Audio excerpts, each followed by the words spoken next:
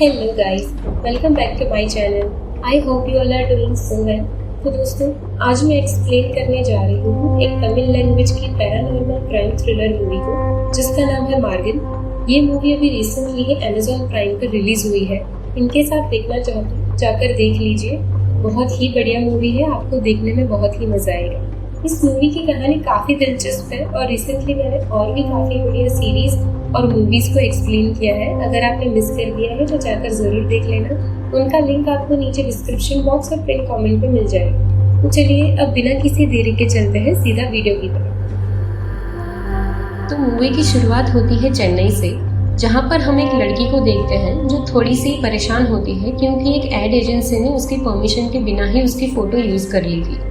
खैर, अब वो अपने घर से निकलती है और कहीं जा रही होती है। तभी हम पुलिस की एक टीम को हर कॉर्नर पर उसका पीछा करते हुए देखते हैं।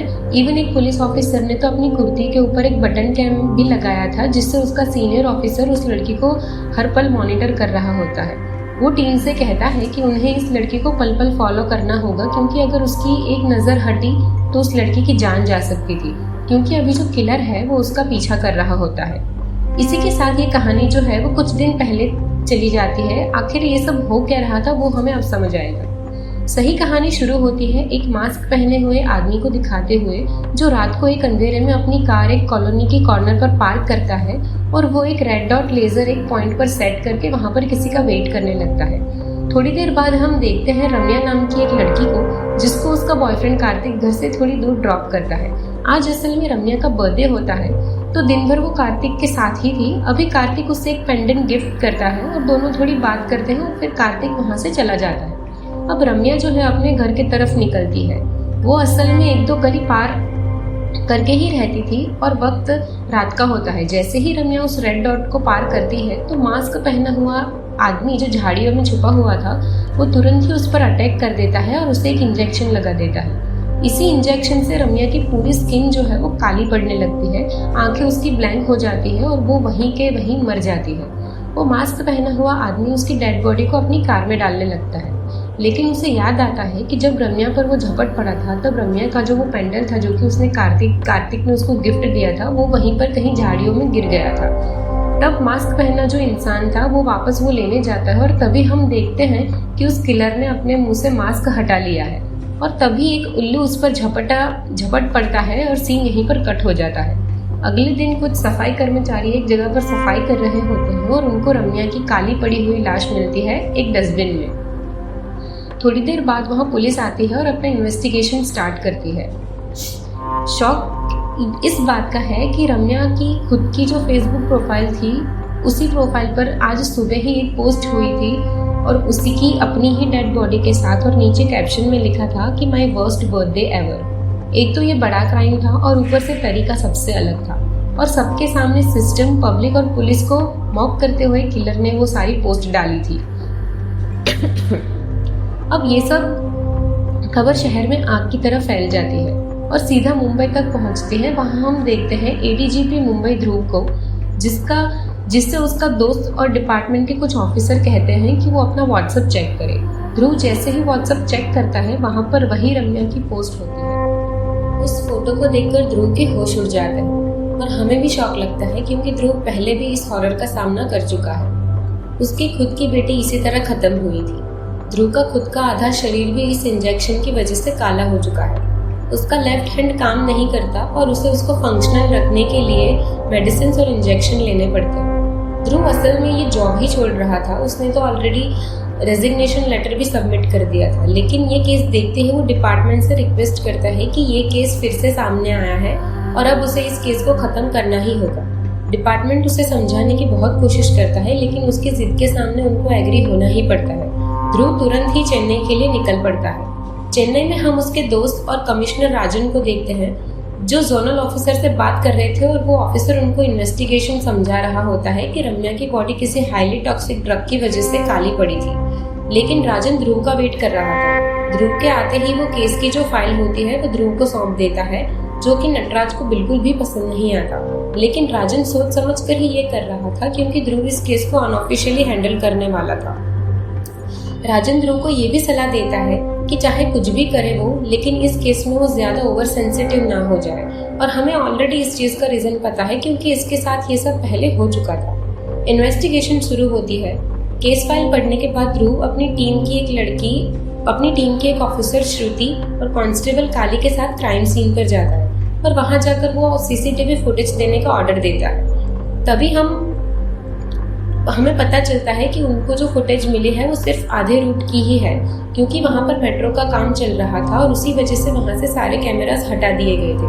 मतलब कि इससे ये पता चलता है कि किलर भी ये बात जानता था, तभी उसने सोच समझकर वो जगह चूज की। नेक्स्ट सीन में कार्तिक से ध्रुव मिलने जाता है, जो कि रम्या का बॉयफ्रेंड है और वो एक फोटोग्राफर भी था और उसकी फोटोज अभी काफ़ी फेमस हो रही थी और इसी चक्कर में वो काफ़ी ज़्यादा फेमस इंसान अभी बन चुका था। ध्रुव ये भी नोटिस करता है कि कार्तिक अपनी फोटोशूट के लिए जो भी मॉडल्स लाता है वो खुद ही अरेंज करता था। ध्रुव कार्तिक से बात करके उसने उसकी बर्थडे के दिन जो फोटोज खींची थी उसको भी चेक करने की बात करता है। रम्या के गले के अंदर वो पेंडेंट उसको दिखाई देता है, लेकिन क्राइम सीन पर और एविडेंस के अंदर कहीं पर भी ये पेंडेंट मौजूद नहीं था। खैर, अगले दिन वो ऑफिस आता है और सीसीटीवी फुटेज में देखता है कि उस रात 10 और 10:30 के आसपास कार्तिक ने रम्या को ड्रॉप किया था, जो कि हमने भी देखा था। खैर, अब वो थोड़ी देर सीसीटीवी वापस से चेक करता है तो रम्या एक स्पॉट से निकलने के बाद एक कार जो हमने देखी थी उसके पीछे 20 मिनट के बाद पहुंची थी। अब ध्रुव जो होता है वो कार की नंबर प्लेट को चेक करवाता है और ऑब्वियसली वो नंबर प्लेट फेक थी। इनफैक्ट सबसे बड़ी बात ये थी कि कार का जो मॉडल था वो भी फेक था और ये जो कंपनी है कार की वो ब्लैक कलर की गाड़ियाँ बनाती ही नहीं है, यानी कि इस कार को क्राइम करने के लिए पूरी तरह से मॉडिफाई करा गया था। अब आगे की फुटेज में उन्हें वो व्यक्ति जिसको हमने उस रात देखा था वो उसको सड़क पर भागता हुआ दिखाई देता है और ये लोग लोकल जगहों पर जाते हैं और उनसे वहाँ पर सभी से पूछताछ करते हैं कि क्या किसी ने इस व्यक्ति को देखा था। यहाँ एक एक्वेरियम पड़ता था जिसके अंदर वो कार, वो व्यक्ति और रम्या कैप्चर हुए थे, लेकिन ओनर ने अभी तक फुटेज सबमिट नहीं करी थी। वो बोल रहा था कि उसको ज्यादा मालूम नहीं है और उसका बेटा जो है वो बाहर गया हुआ है, वो आएगा तभी वो सीसीटीवी फुटेज वो सबमिट कर पाएगा। ऐसे ही विजिट करते हुए ध्रुव को एक कार दिखाई देती है जिसके ग्लास के ऊपर धूल से रम्या के पेंडेंट की ड्राइंग बनाई हुई थी और वो अब उस कार के ओनर को ढूंढने लगते हैं कि वो किसकी गाड़ी है। अब उस कार को रुकवाया जाता है और ये कार असल में एक ओल्ड मैन की थी जिससे वो क्लीन नहीं करता था, क्योंकि ऑफकोर्स उसकी काफ़ी उम्र हो गई थी और उसको पता भी नहीं था कि ये ड्राइंग आई कहाँ से थी उसकी गाड़ी पर। ध्रुव कार की पिक्चर्स क्लिक करने के लिए कहता है और वहाँ से वो फिंगरप्रिंट भी निकालने के लिए उसको चेक करने के लिए भेज देता है। एक फिंगरप्रिंट क्राइम सीन में रिकॉर्ड से मैच हो जाती है। ये रिकॉर्ड चेन्नई की ही होती है जिसके अंदर अरविंद नाम का 23 साल का लड़का ड्रग स्मगलिंग करते हुए अरेस्ट हुआ था। नाम असल में अलग था लेकिन काफ़ी डिफिकल्ट था, इसीलिए यहाँ पर मैंने अरविंद बोल दिया है। खैर, अब ये लोग उसका नंबर और एड्रेस निकलवाते हैं तो असल में ये चेन्नई का ही था जहाँ रम्या भी रहा करती थी। अब ये लोग अरविंद को ट्रेस करते हुए, जिसको हम स्विमिंग और सांस रोकने की प्रैक्टिस करते हुए देखते हैं, जिसको रम्या की बार बार याद आ रही थी। ध्रुव उसको अरेस्ट करता है लेकिन पुलिस स्टेशन नहीं ले जाता क्योंकि उसे इन्वेस्टिगेशन करना था, ना कि इंट्रोगेशन, क्योंकि थोड़ा भी अगर ऊपर नीचे हो जाता तो दिक्कत हो जाती, क्योंकि ये केस वो अनऑफिशियली हैंडल कर रहा था। अब वो अरविंद को लॉक करके टीम को ये बोलता है कि वो उसे मॉनिटर करेंगे, क्योंकि मैक्सिमम 6 घंटे तक ही एक इंसान शांत रह सकता है, उसके बाद उसके अंदर का डेविल बाहर आ जाएगा। अब ये लोग उसको मॉनिटर करते रहते हैं, जो अपनी बहन के लिए बोलने लगता है कि उसे जाने दिया जाए, उसकी बहन उसका इंतजार कर रही होगी। और चेक करने पर सच में उसकी एक बहन होती है जो कॉलेज में पढ़ती थी। खैर, अब वो थोड़ा और मॉनिटर करते हैं, लेकिन अभी अरविंद को अपनी पॉकेट के अंदर एक च्युइंगम मिलती है और ध्रुव ये कहता है कि च्युइंगम जो होती है वो इंसान का दिमाग शांत करने में काफ़ी हेल्प करती है, उन्हें पहले ही उसको चेक कर लेना चाहिए था। एनीवेज, अब वो उसको मॉनिटर करते हैं और अरविंद भी बीच में मेडिटेशन भी ट्राई करता है, जिससे अपनी दवाई भी वो बोलता है ध्रुव को देने के लिए। अब ध्रुव जो होता है वो उसको अपनी पिल्स देने से मना कर देता है, लेकिन वो जो जब चेक करता है तो वो असल में मेमोरीज याद हमें रहे उसके में इस्तेमाल होने वाली दवाई होती है। खैर, अब वो थोड़ा और इंतजार करते हैं और अब अरविंद होता है वो अचानक से रम्या को याद करने लगता है, जिसको उसके विजन्स में वो बार बार लूजर बोल रही थी, और उस वजह से जो अरविंद होता है वो काफ़ी परेशान हो जाता है। वो बार बार पानी पी रहा था और अब तक काफ़ी लीटर पानी पी चुका था। अब वो पूरे रूम के अंदर घूमने लगता है और भगवान का नाम भी पढ़ने लगता है और सबको प्यार से दूर रहने की सलाह देते हैं। अब अरविंद जो होता है वो रम्या की ड्राइंग दीवार के ऊपर बनाता है और ये लोग उसकी एक एक एक्टिविटी और स्पेशलिटी नोट करते जा रहे थे। खैर अब फाइनली वो गुस्से से बाहर के लोगों के ऊपर चिल्लाने लगता है कि यहाँ से उसको जाने दिया जाए, और अगर नहीं जाने दिया जाए तो वो सबको मारने की धमकी भी देता है, तोड़फोड़ करने लगता है। और ध्रुव को इसी पल का इंतजार था कि कब उसके अंदर का डेविल बाहर आ जाए। खैर अब वो लोग उसके पास जाते हैं तो वो अपनी पानी में सिर डालकर बैठा हुआ था, जिससे वो पिल्स दे देते हैं, जिसके बाद वो थोड़ा नॉर्मल भी हो जाता है। थोड़ी देर के बाद में वो होश में आता है और उससे पूछने की कोशिश करते हैं सब कि उसने रम्या को खून क्यों किया। उस रात वो सीसीटीवी में भाग रहा था, जिस पर वो कहता है कि वो उल्लू से डरकर भाग रहा था क्योंकि एक उल्लू ने उसके ऊपर झपट्टा मार दिया था और वो उसकी आँख फोड़ने की कोशिश कर रहा था। वो उसे थोड़ा डराते हैं और सवाल करते हैं कि वो ये ड्रग क्यों लेता है, क्योंकि ये दवाई एक तरह का ड्रग ही थी जो कि असल में पहले ड्रग स्मगलिंग में काम आया करती थी। ऊपर से उसने दीवार पर रम्या की ड्राइंग बनाई थी और सारे के सारे सबूत उसके तरफ ही इशारा कर रहे थे। अब ध्रुव ये पूछता है कि वो वहाँ से भाग क्यों रहा था। खैर अब अरविंद ये जो होता है वो बताता है कि बचपन से लेकर आज तक उसने जो कुछ भी एक बार देख लिया वो उसे हमेशा याद रहता है, वो उसे भूल नहीं पाता, बिल्कुल डॉक्टर स्ट्रेंज की तरह। अब वो एक एक डिटेल खोल कर उनको बता देता है कि श्रुति ने कहाँ से मैसेज किया था, उनकी कार का नंबर क्या था, और जब वो यहाँ पर आया तब कौन से एक्टिविटीज़ कर रहे थे, उसको सब कुछ याद था। उनकी गाड़ी कितनी चली, कौन सा ऑफिसर कहाँ पर खड़ा था, कौन कहाँ से क्या लाया था, कौन क्या बोल रहा था, उसको हर एक छोटी से छोटी डिटेल्स याद थी, जिनको सुनकर सभी बहुत हैरान हो जाते हैं और सिर्फ एक नज़र पड़ते ही उसको सब कुछ चीज़ें याद हो जाती है। वो कहता है कि वो रम्या को भुलाने के लिए पिल्स लेता है। वो बताता है कि रम्या उसे प्यार करती थी, और तभी हम फ्लैशबैक्स में देखते हैं रम्या और अरविंद एक ही कॉलेज में पढ़ते थे और 3rd ईयर आने के अंदर ही रम्या ने सडनली अरविंद को प्रपोज कर दिया। अब अरविंद रम्या से कहता है कि अगर ये कोई प्रैंक है तो वो उसको इधर ही बंद कर दे, क्योंकि उसको अचानक से वो कैसे पसंद करने लगी।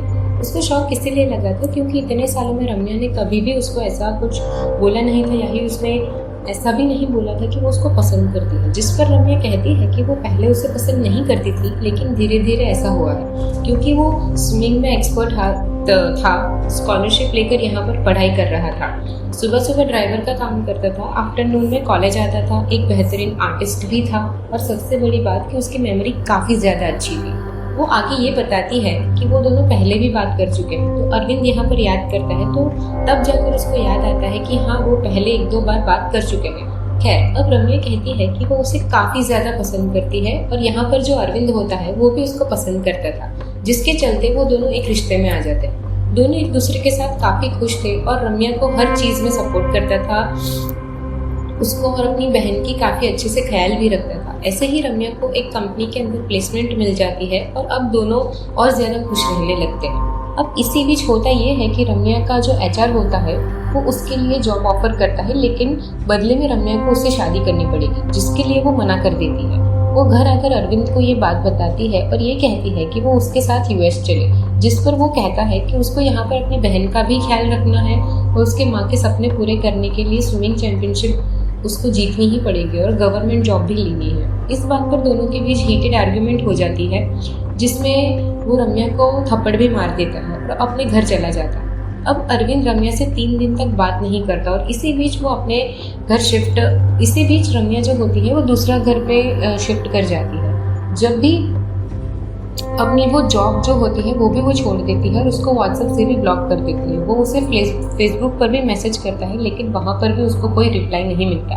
अब 14 फरवरी यानी कि वैलेंटाइंस डे को उसका नोटिफिकेशन आता है कि रम्या एक पब के अंदर है, तो वो वहाँ पर उससे बात करने जाती है। लेकिन यहाँ पर एक ड्रग डील बस्ट करने के लिए कुछ ऑफिसर्स भी आए हुए थे। अब वो रम्या से बात करने की कोशिश करता है, तो वो देखता है कि रम्या अपने HR के साथ रिलेशनशिप के अंदर आ गई थी और आज उसकी एंगेजमेंट उसके साथ हो रही थी, मतलब उसके HR ने उसको प्रपोज कर दिया था।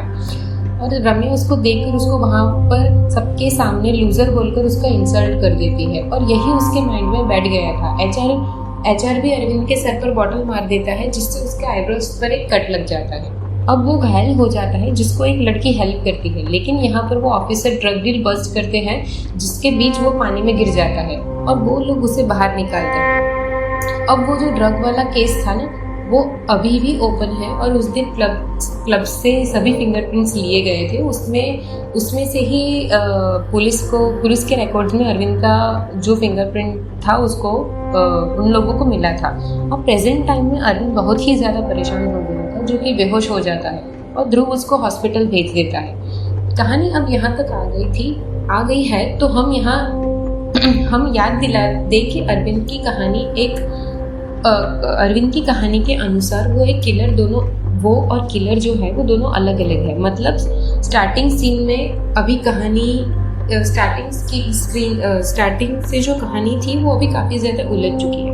अब यहाँ अरविंद को एक मेंटल हॉस्पिटल लाया जाता है, जहाँ पर डॉक्टर्स उसे ट्रीट करते हैं और उसके ब्रेन को भी स्टडी करते हैं और ये उससे पूछते हैं कि उसे ये याद है कि वो सबसे पहले कब चला था। खैर, अब अरविंद ये बताता है कि वो 1 साल का था तभी उसने चलना शुरू कर दिया था और उसके माता पिता उसे हर जन्मदिन पर कंचनमल्लाई गांव के पास सेलम में कालंगी ऋषि के मंदिर ले जाया करती थी, जहाँ पर उसके कुल देवता भी मौजूद है।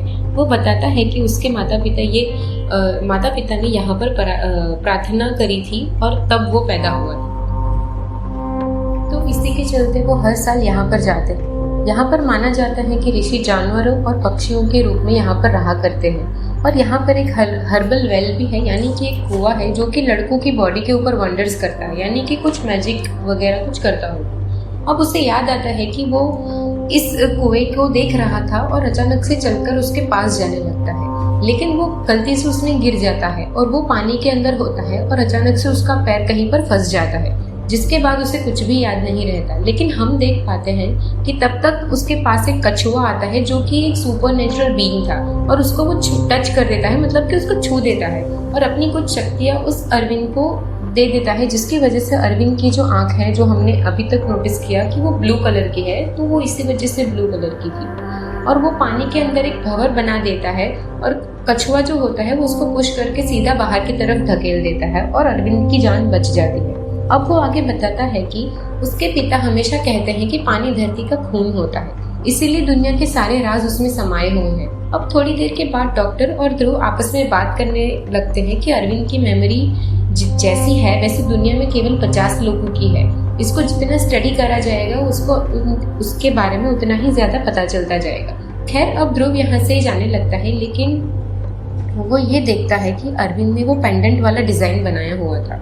वो ये पूछता है कि अरविंद ने ये कैसे बनाया, तो अरविंद बोलता है कि ये इंटरोगेशन के टाइम पर उसने कार के पास जो कार पैरों से किसी ने बनाया हुआ था और वो उसे याद था, इसलिए उसने उसको बना दिया। ध्रुव उसकी बातों में ये नोटिस करता है कि उसने चेन बोला था, लेकिन ध्रुव ने चेन का जिक्र तो कभी किया ही नहीं था, तो ये बात उसे कैसे पता कि वो चेन थी। ये सुनकर अरविंद परेशान हो जाता है, क्योंकि इससे केस उसी की तरफ मतलब उसी के खिलाफ जा रहा था। अब ध्रुव उसको अरेस्ट करने लगता है, तो ये वो कहता है कि हाँ, उसने ही ये सिंबल जो है वो कार पर बनाया था और वो पता नहीं क्यों, लेकिन सब जगह यही डिजाइन बनाया करता था। अब इसी बीच उसकी बहन का कॉल आने लगता है, जिससे कि ध्रुव बात करवा देता है और उसको अरेस्ट करने लगता है, लेकिन वो उसे रिक्वेस्ट करता है कि ऐसा उसकी जिंदगी खराब हो जाएगी और वो उसको एक मौका दे, उसे पूल में लेकर चले, वो वहाँ सब कुछ याद करने की कोशिश करेगा कि आखिर उसने ये डिजाइन क्यों बनाया था और उसने देखा कहाँ था। तो इसीलिए वो उसे पूल में लेकर जाता है और वो एक बड़ी सी डाइव लगाकर पानी में अंदर चला जाता है और बहुत देर तक वहाँ पर बैठा रहता है। और वो सब एक्टिविटी जो है वो ध्रुव एक सीसीटीवी में देख रहा था। थोड़ी देर के बाद अरविंद पानी से बाहर आता है और कहता है कि उसे सब कुछ याद आ चुका है। वो बताता है कि उस रात जब वो जॉगिंग कर रहा था तब एक जगह रुका था और वहीं पर उसने रोड के साइड पर पानी के रिफ्लेक्शन में वो चेन देखी थी। यहाँ पर एक चीज और समझ आती है कि अरविंद की शक्तियाँ काफी ताकतवर है और वो पानी के अंदर जाकर उन शक्तियों पर काफी ज्यादा उसको इस्तेमाल कर सकता है। मतलब पानी के अंदर उसकी शक्तियाँ जो है वो काफी ज्यादा कंट्रोल में देती है और उसको ज्यादा देर तक सब कुछ दिखाई दे सकता है। वो एक तरह से उस पल में पहुंच जाता है और वो सब कुछ देख लेता है। मतलब जो कुछ उसे याद नहीं रहता वो भी उसे क्लियरली दिखने लगता है, पर ये शक्तियाँ उसके पानी के अंदर ज्यादा काम करती है। इसी के बीच एक्वेरियम की सीसीटीवी फुटेज भी मिल जाती है और ध्रुव को उसमें साफ दिखाई देता है कि अरविंद तो आगे निकल गया था जॉगिंग करते हुए और उसको कोई दूसरा व्यक्ति वहां आकर वो चेन ले जाता है, जिसके हाथ में वही लोगो दिखाई देता है। अब ये ये लोग अरविंद को घर भेज देते हैं और ध्रुव सोचने लगता है कि आखिर वो इतना डीप कैसे बता सकता है। हालांकि हम जानते हैं कि ये सुपरनेचुरल शक्तियां हैं जो उसको कुछ कछुए से मिली थी, यानी पानी के अंदर से मिली थी, और पानी के अंदर ये शक्तियां हाइपर एक्टिव हो जाती है। अब हम अरविंद को उस कछुए के साथ देख पाते हैं जो उसके साथ हमेशा रहता है, और पुलिस स्टेशन के अंदर कोई भी इस चीज़ को देख नहीं पाया था, मतलब कि उस कछुए को नहीं देख पाया था, क्योंकि वो एक सुपरनेचुरल बीइंग था। खैर, अब फाइनली हम खुनी को देख पाते हैं जिसके पास वो चेन पड़ी हुई थी और यहाँ पर वो ड्रग्स बनाया करता था, और उसी ड्रग्स को विक्टिम्स के बॉडी में इंजेक्ट करता था। उसके पास एक उल्लू भी था जो हमेशा उसके साथ ही रहता था, और हमने स्टार्टिंग में भी ये उल्लू को देखा था जिसने अरविंद पर अटैक किया था, लेकिन ये उल्लू जो था वो थोड़ा सा खास प्रकार का था। अगले दिन ध्रुव उस कार को ट्रेस करवाने की कोशिश करता है और वो अरविंद से मिलना चाहता था। अरविंद सो रहा होता है तो वो उसकी बहन अकीला से बात करते हैं। वो थोड़ा बहुत अपने परिवार के बारे में बताने लगती है। उसके फादर असल में नाड़ी ज्योतिषी थे और उसकी मदर क्रिश्चियन थी। ये दोनों ही लॉर्ड मुर्गन को पूजा करते थे, और उसके जो दादा थे वो मरने के बाद यहाँ शिफ्ट हो गए थे। उसके पिता भगवान को बहुत पूजा करते थे। उसके बाद उसके पास 700-800 साल पुरानी मैन्युस्क्रिप्ट पड़ी हुई थी जो अरविंद को समझ नहीं आती थी, पर वो अक्सर पढ़ लेता था। ऑब्वियसली उसके अंदर सुपरनेचुरल शक्तियाँ थी, तो उसको समझने में काफ़ी ऐसी सारी चीज़ें समझने में काफ़ी सारी आसान पड़ती थी, और वो समझ भी पाता था।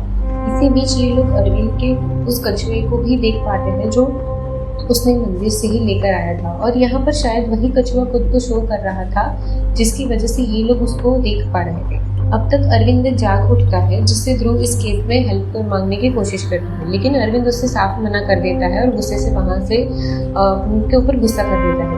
तब ध्रुव जो है अपनी पर्सनल कहानी बताता है कि वो ये केस की प्रमोशन के लिए नहीं बल्कि जस्टिस के लिए कर रहा है, ताकि कोई और लड़की ऐसा खत्म ना हो जाए, क्योंकि जो भी लड़कियों के साथ ये सब कुछ जो हो रहा था वो बहुत ही गलत बात थी। तब हम ध्रुव की स्टोरी देखते हैं। असल में उसकी बेटी, एक प्रिया नाम की एक बेटी थी जो कि कॉलेज में पढ़ती थी और जिससे वो बहुत प्यार करता था। एक दिन सादिक नाम का स्टूडेंट उसकी रैगिंग करता है, और सादिक के पास एक पूरा काला उल्लू था। हालांकि मूवी के स्टार्टिंग वाला उल्लू पूरा सफ़ेद था। ध्रुव सादिक को पहचान लेता है कि वो एक ड्रग स्मगलर है जो नाम बदलकर वहाँ पर रहा करता है। सादिक जानकर वहाँ से भागने लगता है क्योंकि पुलिस उसके पीछे पड़ी होती है, लेकिन अगले ही दिन प्रिया की लाश उसी कॉलेज के पीछे मिलती है जिसका पूरा बॉडी काला पड़ चुका था, जैसे स्टार्टिंग में भी लड़की के साथ हुआ था। प्रिया को असल में ड्रग दिया गया था जो कि कोकेन और मेलाटोनिन नाम के ड्रग्स को मिक्स करके बनाया हुआ था। इस कंपाउंड का काम ये था कि ये इंसान के बॉडी में टैनिंग लाता है, और अगर ज़्यादा मात्रा में इसे दे जाए तो रिजल्ट वो होता है जो हम देख ही रहे थे, पूरा शरीर काला पड़ जाता है। ये नशा करने के काम में भी आता है, और इसका एक साइड इफेक्ट है कि उससे बॉडी भी काली पड़ जाती है। और वही कॉलेज के लैब के अंदर प्रिपेयर किया गया था। ध्रुव गुस्से में एक एनकाउंटर ऑपरेशन के दौरान पूरी गैंग को ही खत्म कर देता है, लेकिन उसके लीडर पकड़ा नहीं जाता। एक दिन रेड ऑपरेशन के दौरान कोई उस पर इंजेक्शन अटैक करता है, और थोड़ा सा मिस होने की वजह से वो चीज़ एक दूसरी नस के अंदर चली जाती है, जिससे वो ख़त्म तो नहीं होता, लेकिन उसकी आधी बॉडी डिस्टर्ब हो जाती है और काली पड़ जाती है। अब हम समझ पाते हैं कि ये सब कैसे हुआ था। प्रिया के ख़त्म होने के बाद ध्रुव जिंदा लाश जैसा हो चुका था, लेकिन अब उसे रम्या की किलिंग के बारे में पता चला था, तो वो वापस लौट कर आया था और उस केस को किसी भी हालत में सॉल्व करना चाहता था। यहाँ पर उनके पास पहली बार 2 क्लूज आते हैं, एक तो वो चेन और दूसरा किलर का ग्लव्स जो कि अरविंद की वजह से मिला था। तो वो दोनों मिलकर हेल्प करेंगे और याद करने की कोशिश करेंगे जो कुछ भी अरविंद बता सकता है, ताकि इस चीज़ का पर्दाफाश हो सके। अरविंद कहता है कि वो लोग उससे पूल में आके मिले ताकि वो सब कुछ याद कर सके, लेकिन ध्रुव बोलता है कि वो उसको उस जगह से ले आए जहाँ वो सेफ रहेगा। अगले दिन ध्रुव अरविंद को मरीन ट्रेनिंग यूनिट में ले जाता है, जहाँ पर सेफ्टी के सारे प्रिकॉशंस पहले से ही सेट किए गए थे। अरविंद कहता है कि उसके माता पिता का सपना था कि वो गवर्नमेंट जॉब ले ले। ध्रुव कहता है कि वो यूपीएससी की तैयारी करे, एग्जाम क्रैक करे और बाकी सब कुछ वो देख लेगा। अरविंद खुश होकर तैयार होता है, डाइव करता है और पानी में वही भंवर उठने लगता है जो स्टार्टिंग में हुआ था, जिससे उसकी पावर्स चैनलाइज होने लगती है और उस सुबह उसका कछुआ वेलू उसके ऊपर बैठकर उसको ब्लेस भी किया करता था। उसके कछुए ने उसके ऊपर बैठकर उसको ब्लेस भी किया था। पानी के अंदर अरविंद उस रात में पहुंच जाता है जहां हम और तभी हम थोड़ा उसकी पावर के बारे में जान पाते हैं कि शुरुआत में हमने देखा था कि उस रात वाला अरविंद वहाँ से भाग गया था, लेकिन ये अरविंद उस पल में रुक गया था, एक तरह से एस्ट्रल प्लेन में, पर उससे भी ज़्यादा पावरफुल। बेसिकली ऐसा समझो कि वो पास्ट में एक तरह से पहुंच चुका था और पानी की ज़रूरत इसीलिए थी ताकि वो फ्रीली सब जगह मूव कर पाए। एक ऐसा प्लान चाहिए था जिसको उसकी आत्मा या कॉन्शियसनेस इजीली जा पाए। अब जैसे ही वो उस मोमेंट के अंदर तैरकर इधर उधर जा रहा होता है, वो कार के पास जाता है और किलर के पीछे पीछा करने लगता है। वो उसके साथ उसकी कार में बैठ जाता है और सारे रास्ते कॉर्नर्स नोट करता है। किलर रास्ते में रणवीर की बॉडी को डंप करता है, उसके फ़ोन से भी वो स्टोरी अपलोड करता है और फ़ोन उधर ही फेंक देता है। वो फिर अपने घर पहुंचता है और अरविंद उसके पीछे पीछे जाता है ताकि वो उसका चेहरा देख पाए, लेकिन ये खूनी का जो उल्लू होता है वो उल्लू खूनी का जो उल्लू होता है वो उल्लू उसको डिस्टर्ब कर देता है और रियल टाइम में भी उसकी हालत ख़राब होने लगती है, जिसकी वजह से ये प्रोसेस रुक जाता है। उस उल्लू ने अरविंद को इतना डिस्टर्ब कर दिया था कि वो अपनी जो प्रोसेस कर रहा था वो उसे बाहर आ जाता है। तो वो भी सुपरनेचुरल था या फिर उसका एक सिर्फ वो अरविंद को डिस्टर्ब करना चाहता था, वो हमें अभी आगे पता चल जाएगा। उसको फील कर पाते हैं जिस पर अरविंद को उसको इफेक्ट हो रहा था। अरविंद हॉस्पिटल जाता है और ध्रुव को ऐसा लगता है कि वो बता रहा है वो शायद हेलुसिनेशन हो सकता है, लेकिन तब ध्रुव की टीम बताती है कि उस सीसीटीवी रिकॉर्ड है वो बिल्कुल अरविंद ने जो बताया उसी की तरह एग्जैक्ट सेम उस दिन भी हुआ था। उसी टाइम पर खूनी की कार भी दिखी थी, जिसको सुनकर सब शॉक रह जाते हैं कि अरविंद इतना एग्जैक्ट कैसे बता सकता है, यानी कि उसकी शक्तियाँ बिल्कुल रियल थी। ध्रुव डॉक्टर से मिलता है और पता चलता है कि अरविंद के पास एक रेयर फिनोमेना है जिसे पैरासाइकोलॉजी कहा जाता है। इसके कुछ अनबिलीवेबल केस वर्ल्ड वाइड देखे गए हैं। एक फेमस केस डोरोथिया एलिसन का था, जो एक साइकिक डिटेक्टिव थी जिन्होंने बहुत सारे मिस्टीरियस केस सॉल्व किए थे, वहाँ साइट पर जाए बिना उन्होंने सॉल्व किए थे। उनकी इनर विजन से भी वो बता दिया करते थे कि ये साइट पर क्या हुआ था। अरविंद भी थोड़ा सा परेशान हो जाता है और वो पुराने ग्रंथों को पढ़ने लगता है, जिसमें उसमें अपनी उलझनों का जवाब मिल जाता है। उसके पिता ने भी उसे कालंगी ऋषि और बाकी ऋषियों के बारे में बताया था कि वो एस्ट्रल प्लान में कैसे जाते हैं और अपनी शक्तियों पर कैसे काबू कर पाते थे। ऋषियों ने इन कुओं को इसीलिए बनाया था ताकि पानी के अंदर वो अपनी शक्तियों का एनालाइज करके एस्ट्रल प्लान को चैनलाइज कर पाए, जैसे अरविंद कर रहा था। यानी वो स्टार्टिंग से ही दिल से अलग तरह का था। दूसरी तरफ ध्रुव को देखते दिखाई देता है, जो कि सफाई करने वालों से पूछताछ करता है क्योंकि किसी ने वहाँ पर कोई उल्लू देखा था। एक ब्लाइंड बच्ची बताती है कि उसने घर के आसपास उल्लू की आवाज़ सुनी थी। वो घर चेक करने जाता है और वहाँ पर अरविंद ने अपना एस्ट्रल प्लान में देखा था कि जहाँ पर ये खूनी आया था ये वही घर है और ये घर खूनी ने जो था वो किराए पर लिया हुआ था। केयर टेकर में उसकी कोई भी आईडी नहीं हुई थी और उस आदमी को कुआ है ये पता नहीं, उस आदमी को ज़रा सा भी नहीं पता था कि ये आदमी है कौन जिसने उसका घर रेंट कर लिया था। सबसे बड़ी बात ये थी कि केयर टेकर ने उसकी शक्ल भी एक बार ठीक से नहीं देखी थी क्योंकि उसने मास्क पहना हुआ था और उसने उसको काफ़ी पैसे दिए थे, जिसके चलते केयर टेकर ने कोई सवाल भी नहीं किया। अब ध्रुव यहाँ पर सब कुछ चेक करता है और थोड़ा बहुत सामान उसको मिलता है तो वो उसको फॉरेंसिक लैब में भिजवा देता है।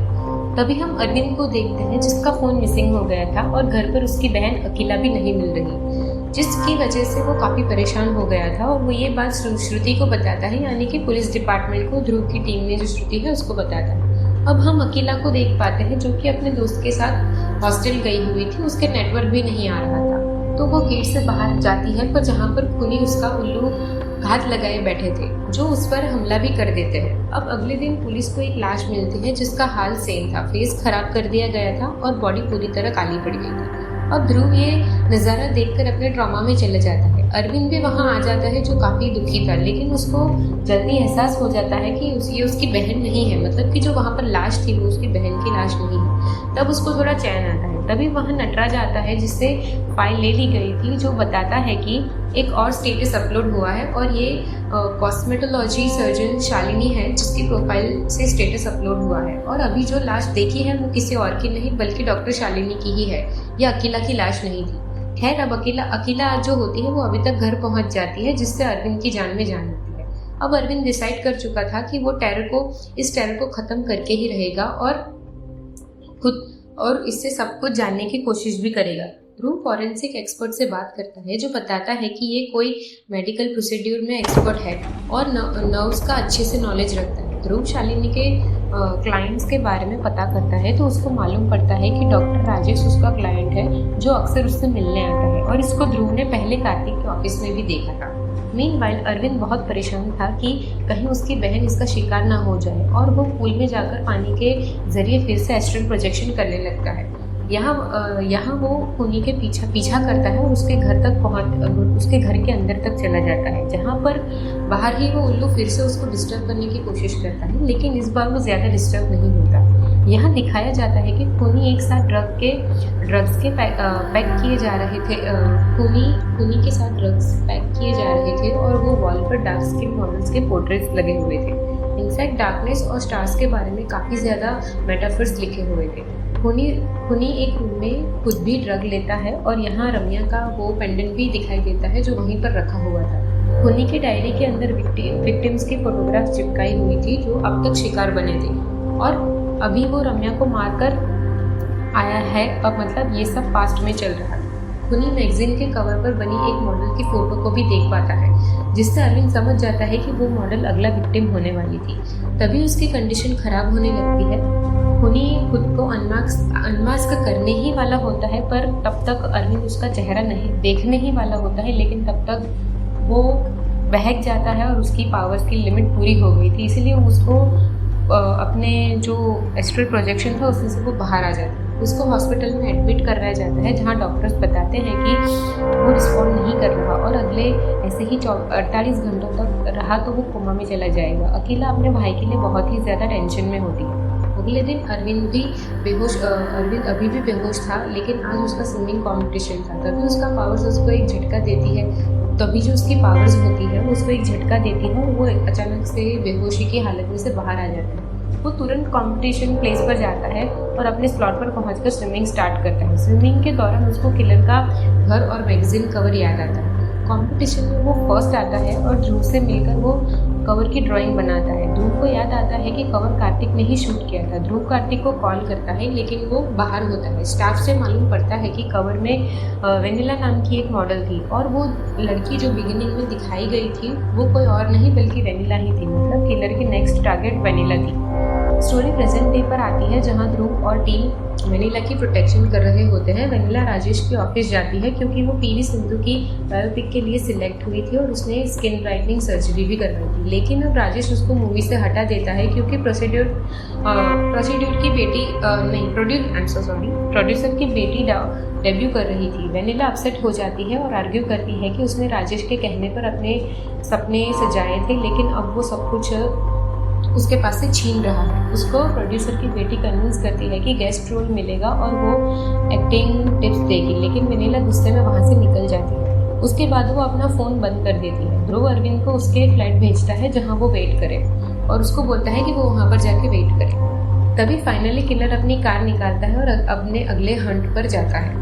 ध्रुव और टीम वेनिला की लोकेशन ट्रैक करते हैं और राजेश की पार्टी तक पहुंचते हैं। यहाँ कार्तिक भी मिलता है और वो बताता है कि उसने वेनिला को पहली बार मेडिकल शॉप पर देखा था। उसकी आंखें अच्छी लगी थी और इसीलिए उसने उसकी फ़ोटो ली थी। धीरे धीरे वेनिला मॉडलिंग और एक्टिंग में इंटरेस्टेड होने लगी। वेनिला कार्तिक को पसंद करने लगी है और उसने प्रपोज करती है, लेकिन कार्तिक मना कर देता है। वेनिला उसको पेंडेंट गिफ्ट करती है जो बाद में कार्तिक जो होता है वो रम्या को दे देता है। इसीलिए हमने रम्या के पास वो पेंडेंट देखा था। यही पेंडेंट उस ट्रेजिक स्टोरी से जुड़ता है। ध्रुव कार्तिक से वेनिला की एड्स के बारे में पूछता है और मालूम पड़ता है कि वो फेमस क्रीम के एड्स करती थी जो ध्रुव को अजीब लगता है। अरविंद जो होता है वो वेनिला के फ्लैट में जाकर देखता है कि कुछ ड्रग सप्लायर्स उसको टैंक में बंद कर देते हैं, लेकिन अरविंद पानी से पावर लेकर बच जाता है और सबको पीट देता है। उसको पता चलता है कि वेनिला के लैपटॉप में ड्रग रिलेटेड चीज़ें हैं और सबसे बड़ी बात वेनिला की आइडेंटिटी फेक है। ध्रुव को भी ये इस बात का आइडिया हो जाता है और जब वो उसकी डार्क स्किन पिक्चर डेटाबेस से मैच करता है तो उसको तुरंत ही पूरा सच समझ आ जाता है। असल में वेनिला जो होती है वो वेनिला थी ही नहीं, वो मेघा है जो पहले सादिक के साथ ड्रग्स का काम करती थी और वही असली ड्रग लॉर्ड थी। उल्लू हमेशा उसके साथ ही था। प्रिया की रिकॉर्डिंग से ध्रुव पहचान लेता है मेघा ने सादिक को गुस्से में मार दिया था और तब से उसके दिमाग में फिक्स हो गया था कि दुनिया सिर्फ फेयर स्किन वालों को ही पसंद करती है। इस वजह से उसने विक्टिम्स को काला करके मारा। उसने प्रिया को ख़त्म किया, कार्तिक ने उसे रिजेक्ट किया तो उसने रम्या को भी मार दिया।